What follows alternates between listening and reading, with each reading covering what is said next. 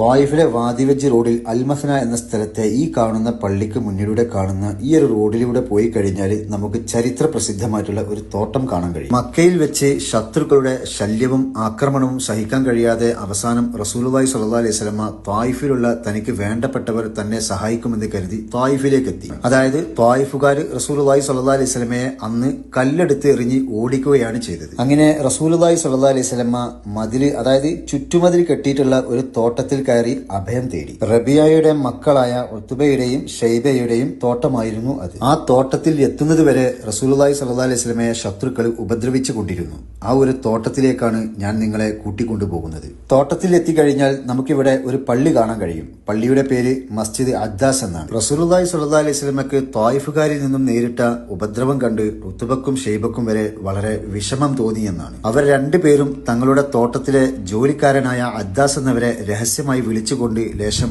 മുന്തിരിയെടുത്ത് റസൂലുള്ളാഹി സ്വല്ലല്ലാഹു അലൈഹി വസല്ലമയ്ക്ക് കൊടുക്കാൻ കൽപ്പിച്ചു. റസൂലുള്ളാഹി സ്വല്ലല്ലാഹു അലൈഹി വസല്ലമ അത് ബിസ്മി ചൊല്ലി കഴിച്ചു. ബിസ്മി ചൊല്ലിയപ്പോൾ അദ്ദാസ് എന്നവര് റസൂലുള്ളാഹിനോട് ചോദിച്ചു, അല്ല, ഇത് ഈ നാട്ടുകാർ പറയുന്ന വാക്കല്ലല്ലോ. റസൂലുള്ളാഹി സ്വല്ലല്ലാഹു അലൈഹി വസല്ലമ അദ്ദാസ് എന്നവരോട് ചോദിച്ചു, നിങ്ങൾ ഏത് നാട്ടുകാരനാണ്, ഏത് മതക്കാരനാണ്? അദ്ദാസ് എന്നവര് പറഞ്ഞു, ഞാൻ നിനവക്കാരനായ ക്രിസ്ത്യാനിയാണ്. ഓ, നിങ്ങൾ യൂനുസ് ബിൻ മത്തായിയുടെ നാട്ടുകാരനാണല്ലേ എന്ന് അദ്ദാസ് എന്നവരോട് റസൂലുള്ള തിരിച്ചു ചോദിച്ചു. അദ്ദാസ് എന്നവർക്ക് അത്ഭുതമായി. കാരണം അദ്ദേഹം വേദഗ്രന്ഥത്തിൽ അറിവുള്ളയാളായിരുന്നു. മഹാനവർകൾ റസൂലുള്ളാഹി സ്വല്ലല്ലാഹു അലൈഹി വസല്ലമയോട് തിരിച്ചു ചോദിച്ചു, അങ്ങേക്ക് യൂനുസ് നബി അലൈഹി സ്വലാത്തു വസ്സലാമിനെ കുറിച്ച് എങ്ങനെ അറിയാം? യൂനുസ് നബി അലൈഹി സ്വലാം തന്റെ സഹോദരനാണ് എന്ന് റസൂലുള്ളാഹി സ്വല്ലല്ലാഹു അലൈഹി വസല്ലമ അദ്ദാസ് എന്നവരോട് പറഞ്ഞു. യൂനുസ് നബി അലൈഹി സ്വലാത്തു വസ്സലാമിനെ പോലെ ഞാനും ഒരു പ്രവാചകനാണ് എന്ന് റസൂലുള്ളാഹി സ്വല്ലല്ലാഹു അലൈഹി വസല്ലമ അദ്ദാസ് എന്നവരോട് പറയുകയും ചെയ്തു. താൻ വേദഗ്രന്ഥത്തിൽ നിന്നും മനസ്സിലാക്കിയ അവസാനത്തെ പ്രവാചകനാണ് തന്റെ മുന്നിൽ നിൽക്കുന്നത് എന്ന് മനസ്സിലാക്കിയ അദ്ദാസ് എന്നവര് ഉടനെ റസൂലുള്ളാഹി സ്വല്ലല്ലാഹു അലൈഹി വസല്ലമയുടെ തലയിലും കയ്യിലും കാലിലും മുത്തുകയും